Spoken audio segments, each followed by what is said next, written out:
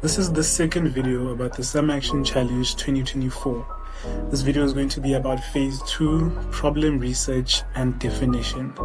This is going to be all about researching your industry and understanding who your potential customer is. Now you might be asking yourself, for what purpose? The reason we do this is because you never want to sell a product that no one wants. At the end of the day, entrepreneurship is about selling a product or service that is in demand. It should add value to the person's life when they buy it. Otherwise, you're basically a scammer. So how do we make sure that what we're selling people actually adds value to their lives? Well, we make sure that that thing that we're selling actually solves the problem that the person has. Now, this problem doesn't have to be a deep physiological problem. It can just be something that comes to like recreational enjoyment, but that's what we're here to figure out.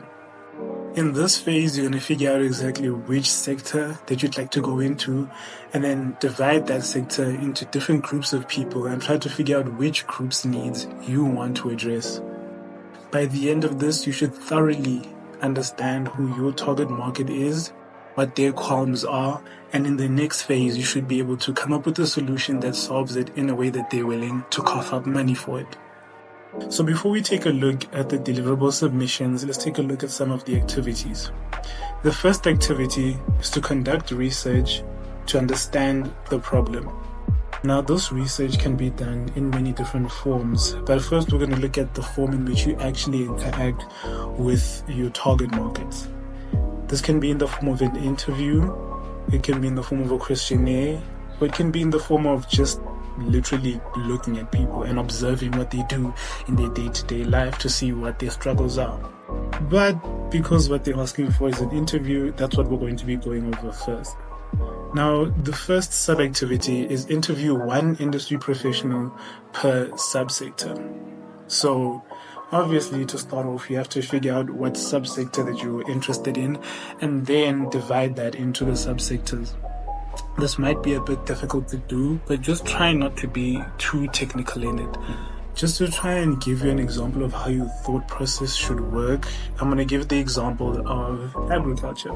So let's say that agriculture is the industrial sector that I'd like to go into. The subsectors that I could look at is animal products, field crops, and horticulture. So then I try to find one person from each of these sectors and then research them as much as I can. Now, if you're struggling to come up with subsectors for the sector that you've picked, you can just Google, obviously, examples of this. Or one recommendation that I can also give is to look at the value chain of this sector. For example, with agriculture, there's this whole timeline of activities that you can look into entering, all the way from the production of these things to how it gets to the wholesale sector. Let me use another example of medicine. With medicine, you can look at the subsectors of medical devices, health consulting, or providers, or you can look into the subsectors of manufacturing all the way to the procurement or the supply. So you can look into an industry professional that does each of these things. You can try to find someone who's involved in the manufacturing process of medicine. Now, this whole sub-activity of interviewing one industrial professional per subsector just has to do with identifying the participants for your research. Now, once you've identified your participants, you need to figure out how exactly you're going to gather the data. Like I said, whether it's going to be in the form of interviews, in the form of questionnaires, or in the form of observations. To start off, I just want to make a note about data and how data can be qualitative or quantitative.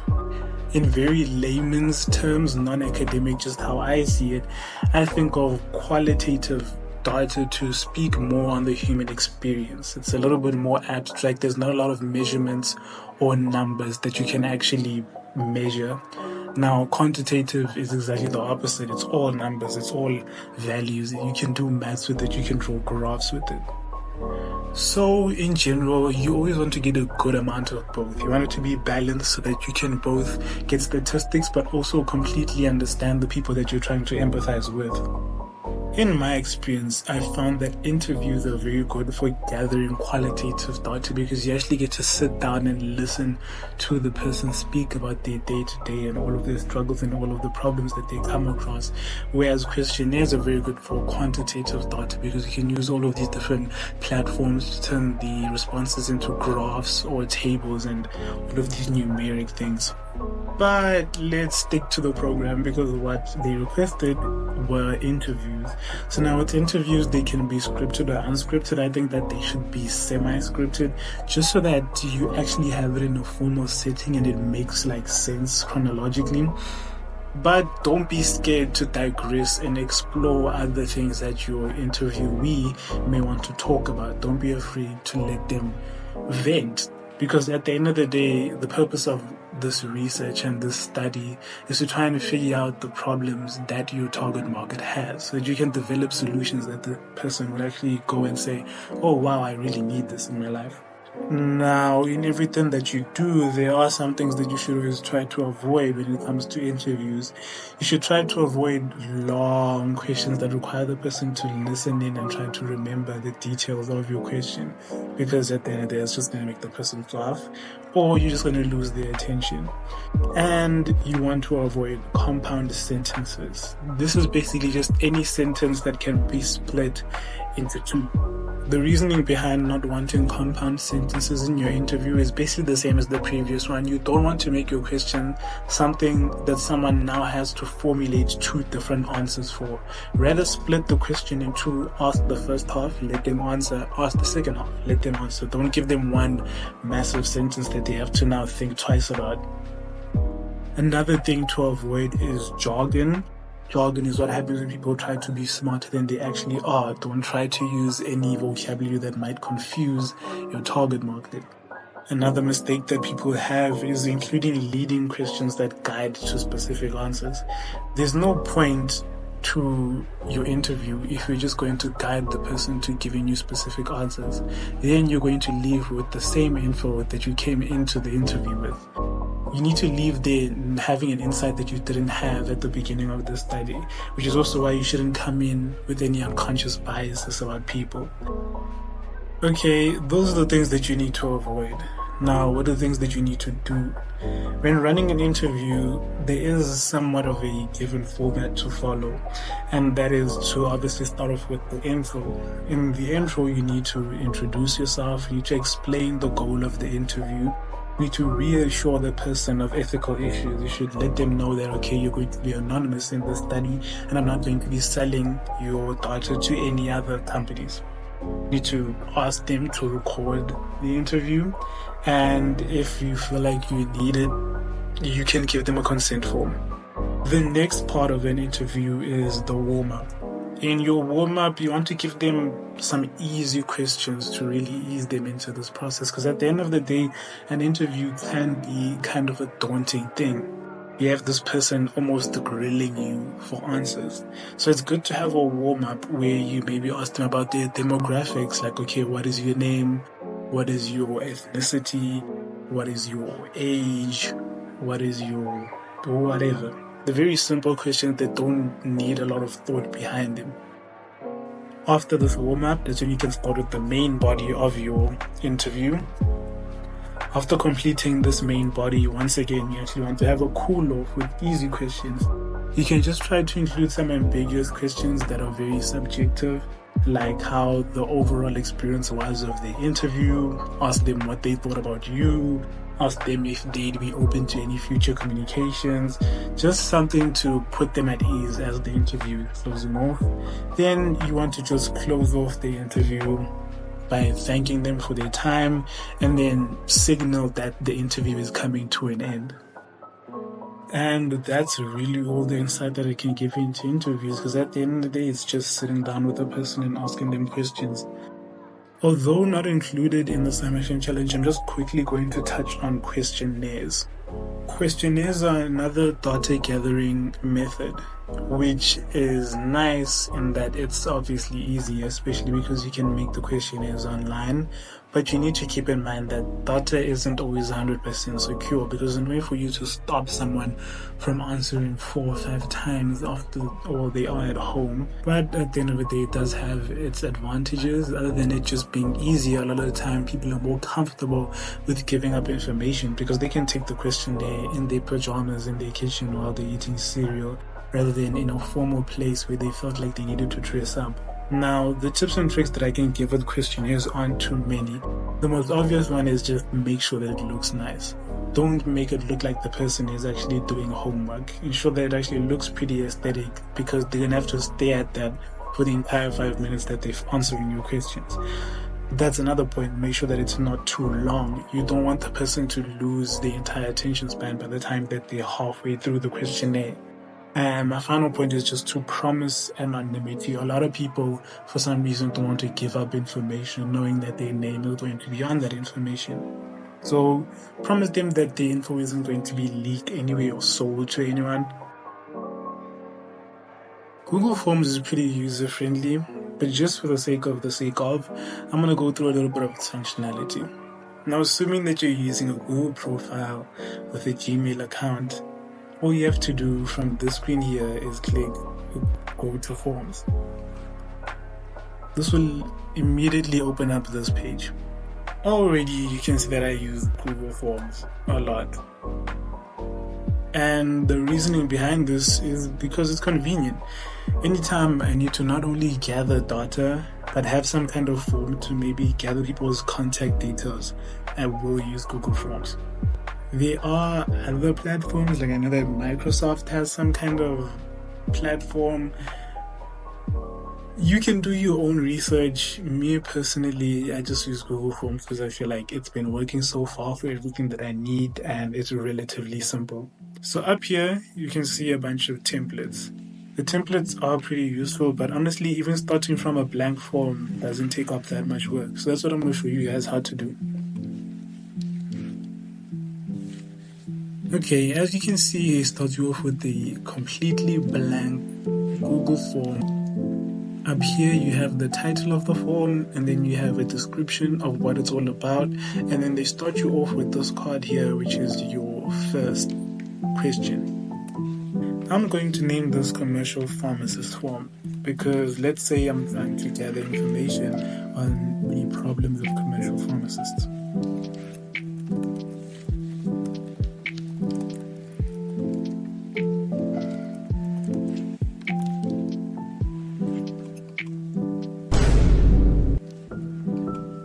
Generally here you'd put a description of what the form is about, but I also suggest putting any kind of disclaimers or just assuring the people that this form is completely anonymous, that you won't be using their data for any kind of commercial purposes, that you have a whole bunch of formatting options here like bold, italics, adding links, numbered lists or whatever. And then when you want to add a question, you just come down here and add said question. What is your name? Also has a bunch of formatting, and you can add pictures, but I want to bring your attention to this field right here. This is the format of your question. As you can see, it's already changed from multiple choice to short answer, because throughout all of these options here, a multiple choice isn't really the best format for what is your name question. So anytime you make a question, you can choose between any of these. They have checkboxes, drop downs, they have linear scales where you can say how pleasurable was your experience rated from 1 to 5. They have multiple choice grids where you can add all of the many choices that you might need. They have a checkbox grid, which is basically the same thing, just that it's checkboxes, so you can select more than one response.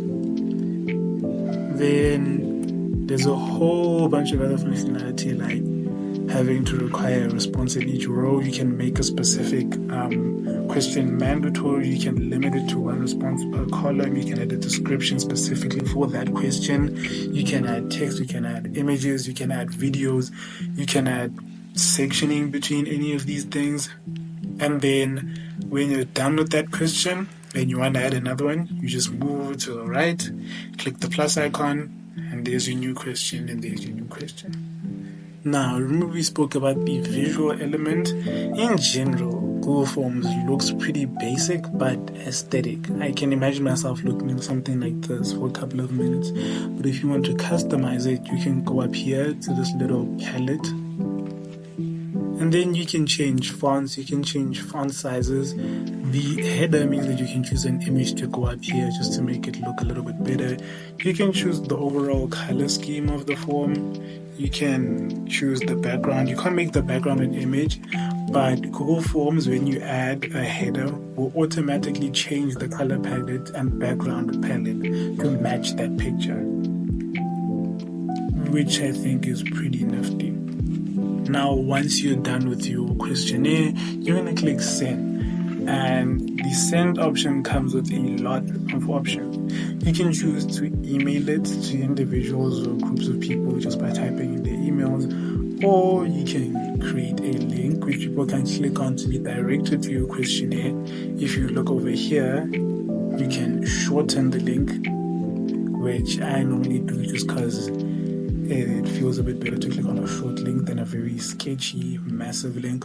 Or for the tech-savvy people, you can embed the HTML of this form into a website or something. You can share it on Facebook, you can share it on Twitter.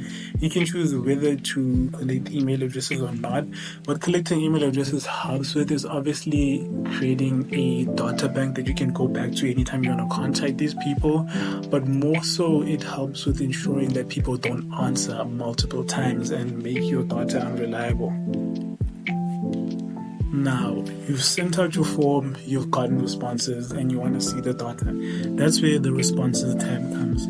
Right now, obviously, I have no responses, but if you do, the responses would show up over here. I've just switched over to one of our questionnaires to show you what it looks like when someone has a bunch of responses. So as you can see here, we have 70, and Google Forms intuitively turns all of the responses into graphs and tables and such, just so that you can understand the data a bit better visually. Now you can choose to view the responses in the summary format, in the question format, or look at each individual response from each of these 70 people.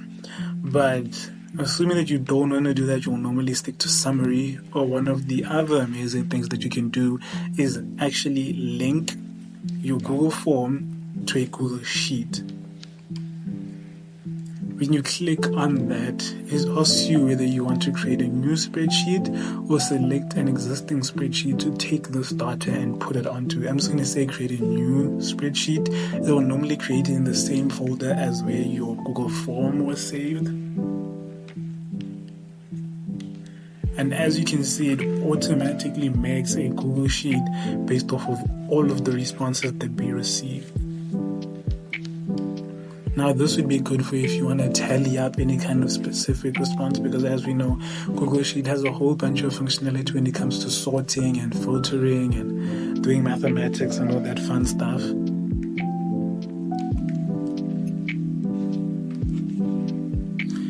Now comes the actual deliverable submission. For this phase, what you have to create is a video recording of you basically narrating your empathy map canvas using Microsoft PowerPoint. Now in this video, I'm not going to go over how to create an empathy map canvas, just because we cover that content in just about every workshop that we have, and there's a whole bunch of YouTube videos on how to do that you can go over in case you've missed the workshops that we've hosted.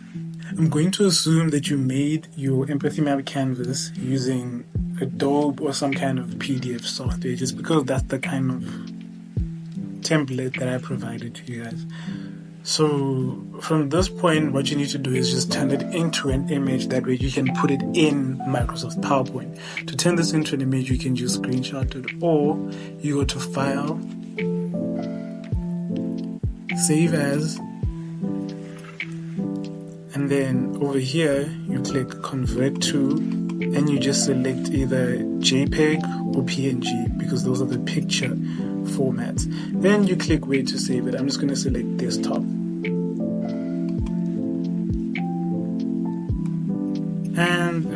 it is next to the PDF version of it.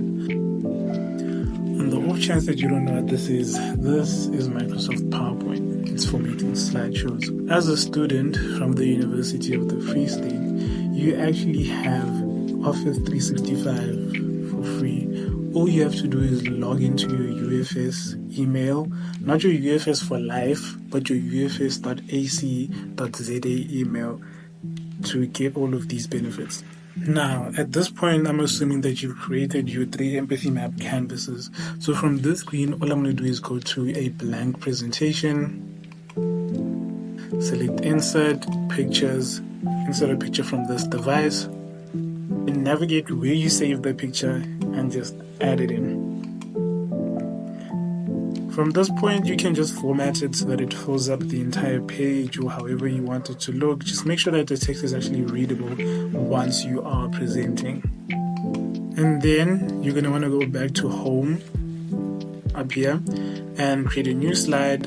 Same thing, just adding the next empathy map canvas because you're supposed to have generated 3. Once you're done with your presentation, you might be tempted to just go ahead and press record.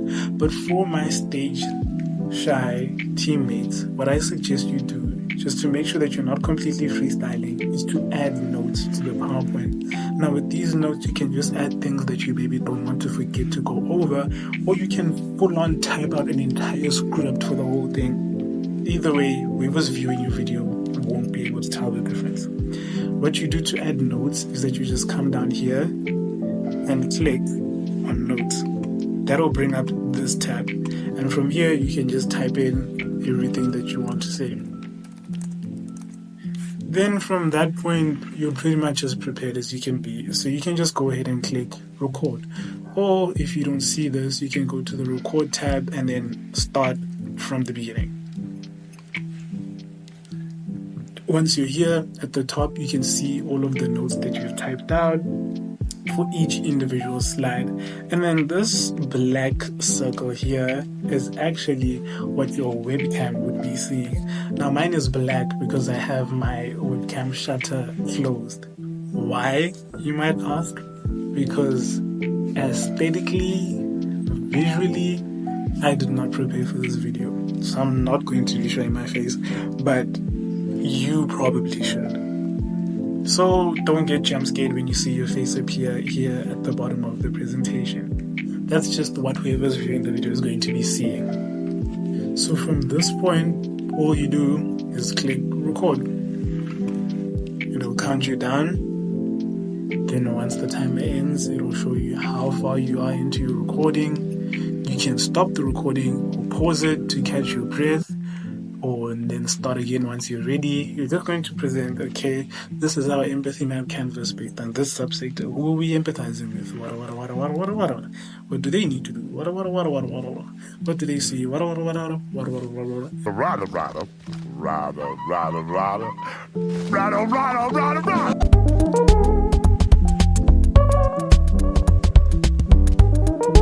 And so on.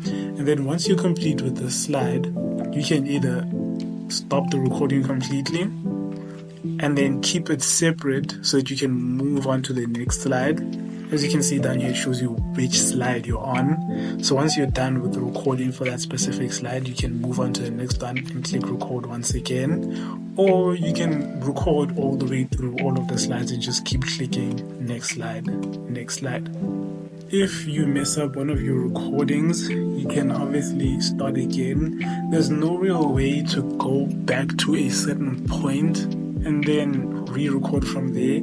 Once you've recorded over a slide, you know that you have, because this button is no longer red, it's gray. That's show you that there is already a recording for this slide.